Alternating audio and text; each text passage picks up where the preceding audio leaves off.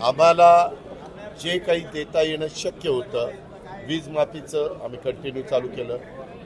महिलांना 1500 रुपये अनुदान द्यायचं ते आम्ही त्या ठिकाणी चालू ठेवलं.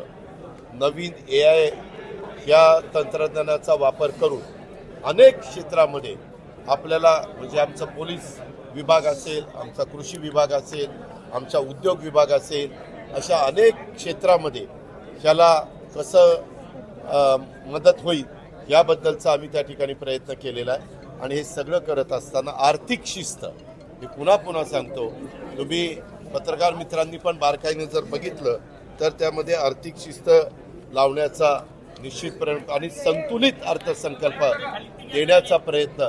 आज तुम्ही बघा, देशामध्ये 7,20,00,000 कोटी रुपयाचा अर्थसंकल्प, कदाचित पॉप्युलेशन जास्त असल्यामुळं फक्त उत्तर प्रदेशचा असेल, नाहीतर कुणाचाही एवढा मोठा त्या ठिकाणी अर्थसंकल्प नाही आहे. तो आपण राज्याला दिलेला आहे आणि त्याच्यातून जे काही आर्थिक शिस्तीचे नियम केंद्र सरकारने ठरवून दिलेले आहेत त्याचं काटेकोरपणे पालन शिवशाहू फुले आंबेडकरांच्या महाराष्ट्राने हा अर्थसंकल्प मांडत असताना महायुती सरकारने केलेला आहे.